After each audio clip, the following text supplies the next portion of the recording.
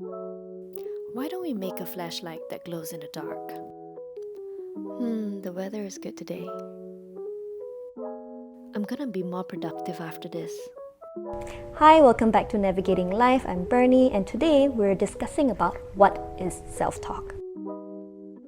Now, what is self-talk? Self-talk is an internal conversation that we have in our head, and most of the time, we're not even conscious about it. It could be in forms of question, a thought, an idea, or a belief. It could play as frequently or infrequently depending on the individual's head.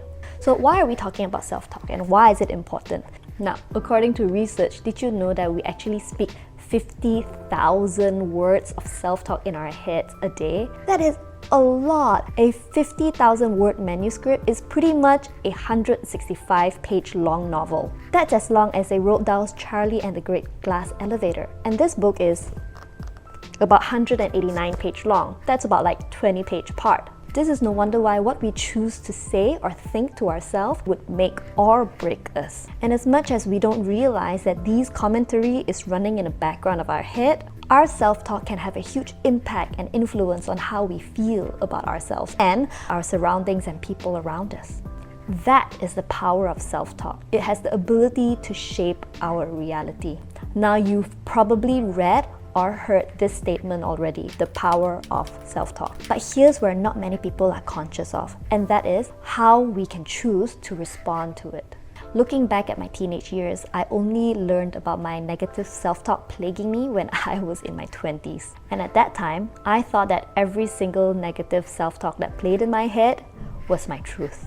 And in fact, it used to be my reality, and I believed in it. I became the victim of my own fate, and I had a miserable life. I was unhappy about myself. But I know today that that's not true, and that most of the negative self-talk that's playing in my head was either blown out of proportion or that was not reflective of my reality, and that I have the power to do something about it. That is why I'm doing this video, because I want to bring to your awareness that you have it too.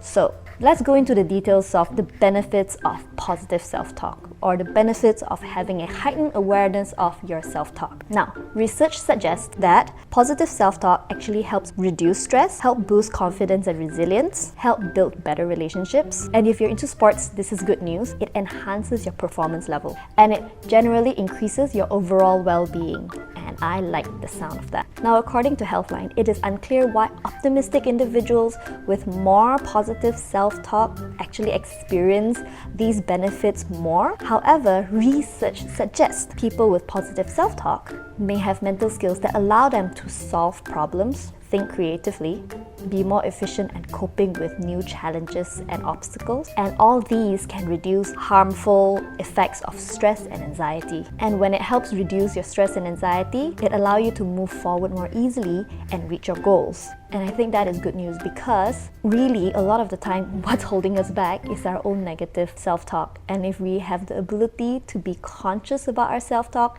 and do something about it, we actually can have all that in our own palms. So you must be wondering, is self-talking normal? It's as normal as it can get. I'm not sure if you've seen some of the B-rolls I had at the beginning, but I'm sure a lot of the time you guys have plenty of inspiration and ideas when you guys are either in the middle of your pooping session or taking a shower. We get a lot of inspirational, great ideas when we're doing the most monotonous chores. Some may do it quietly in their head, while some may do it out loud. And if you're like me, you're probably monologuing to your friend, your spouse, or your partner most of the time. I have to say, a lot of the time my husband would stop me halfway when I was monologuing and ask, "Do you need me to engage in this conversation? Is this a two-way conversation?" And I'd be like, "Oh no, I'm so sorry, I'm doing it again." Now, because most of the time our self-talk is so unconscious, there is an unfortunate truth about all this, and that is we are naturally critical of ourselves. So, majority of the time, our self-talk is highly critical, demotivating, or negative. Now, I'm not saying that negative self-talk is bad. In fact, there is a function and a purpose in negative self-talk. Most of the time, a negative self-talk keeps our egos in check. It protects us from external and internal threats, like potentially our identity or who we are or what we love or what we care about. And a negative self-talk sometimes has some truth in it. And that's why sometimes we do believe in it, and sometimes it's so hard to let go of it or move forward from it.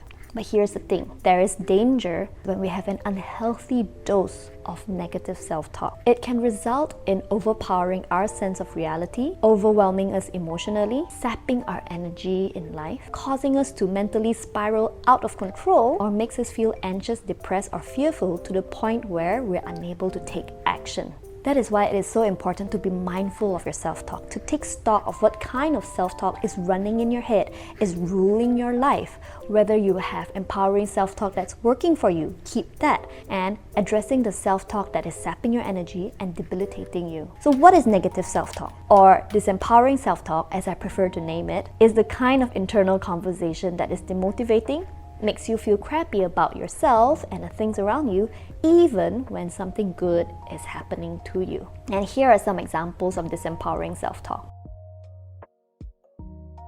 So there is the magnifying self-talk, which you focus on the negative aspect of the situation and totally ignore all the positive aspect of a particular situation. And catastrophizing, you expect the worst and you rarely let logic or reason to persuade you otherwise. There's polarizing, you see things as black and white, good or bad, there's no middle ground to things.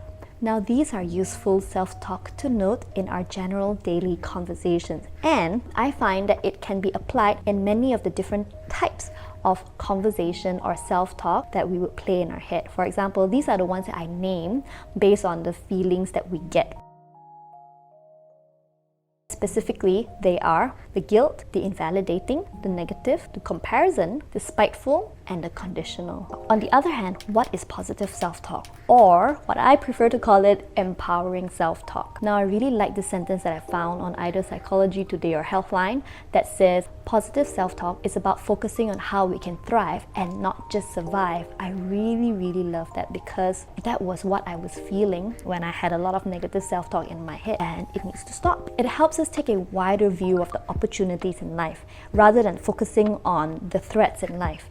It opens up our mind to the opportunity and it helps us move forward. And how do we do that? By acknowledging and addressing what needs to be addressed in our self-talk. And that could come in forms of our doubts, fears, and insecurities. And that is basically what most of the source of our negative self-talk comes from. Now, through doing research though, there is something that came up to my attention. There's a possibility of having too much positive self-talk would potentially cause self-deception, or what they call positive toxicity. Basically, what that means is that you are deceiving yourself of all these positivitiness in your head and ignoring of what is really going on around you or within you. Now, that is definitely true. I can see how that can happen when approached wrongly. I do agree, there is some truth in that, so we do need to be careful. And isn't that everything in life? When everything is used excessively without context or approach, of course it's going to have a reverse effect. So my motto here is practice everything modestly and have a balance, because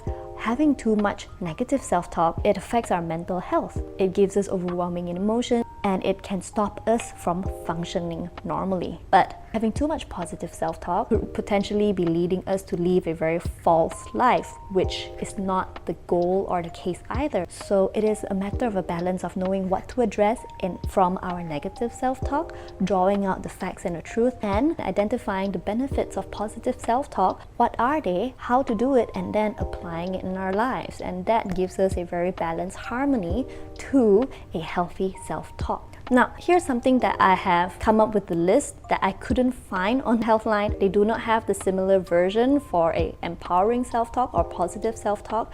So after looking at the similar patterns, I've come up with a few of these. The empowering self-talk would generally fall in this category. This is something that you've probably heard many times over, which is the appreciation or the gratitude self-talk, because it changes our focus and mentality to something good. Number 2 is focusing on the facts and not do selective listening. Now, I'm not sure if you've heard of what selective listening is. Basically, it is a term described when an individual is in a conversation, they would only choose to listen and process a very certain topic or keyword and ignore the context of the situation. So selective listening can apply in our own self-talk in this case of what you choose to listen to and what did you choose to ignore.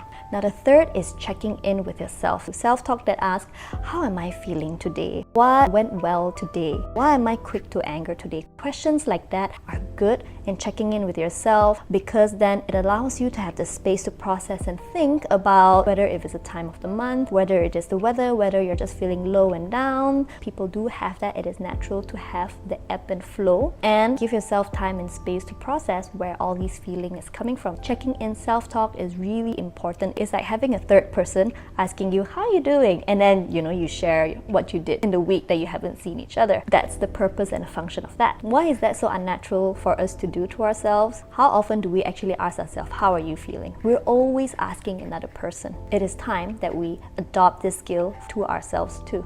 Now, another empowering self-talk is find the humor in things.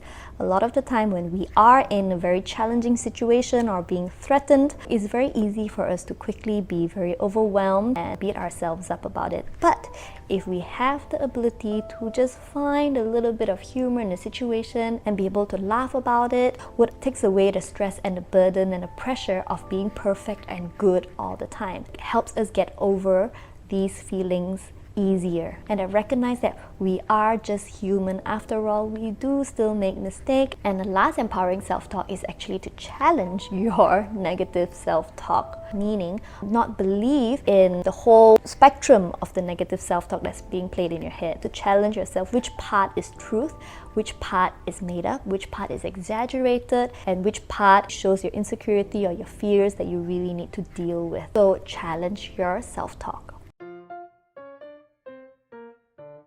Now, these are the 5 general empowering self-talk tones that we can adopt in our day-to-day communication. To be specific, there are different types of empowering self-talk that can help us in very specific situations. I have named them according to our feelings because these are what makes us feel good, and this is what we do to other people to make other people feel good. We say these things to other people, so I'm naming these things so that we can say it back to ourselves. And the 5 kinds of empowering self-talk are the motivational self-talk, the compassionate self-talk, the respectful self-talk, the forgiving self-talk, the acknowledgement self-talk. So what is my final thought about self-talk, negative self-talk, positive self-talk? Firstly, I want to say that it is normal to have negative self-talk because that is just natural. As human beings, we are our worst critic.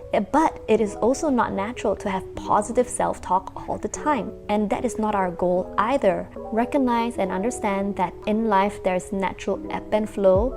We do have down days. We don't necessarily have to put meaning to why we feel so bad, that we can just accept that we feel bad and horrible today, and that is okay. The idea here is to strike a balance, that we don't want our self-talk to tip so far into the negative self-talk territory to the point where it gets out of control. But at the same time, we need to add empowering self-talk into our self-talk repertoire to balance out the kind of self-talk that can play in our head. And last but not least, it takes practice. As we are natural to fall back into our negative self-talk, it takes practice to be conscious and mindful of what the negative self-talk are, catch them before they go out of hand, address them when they arise, gain the skill to be kind to ourselves. That is all I'm sharing with self-talk today. I am working on a series of videos regarding self-talk, specifically about negative self-talk, positive self-talk, how to identify them, what are the signs. If you are interested to learn a little bit deeper, you can check out my next video. See you soon.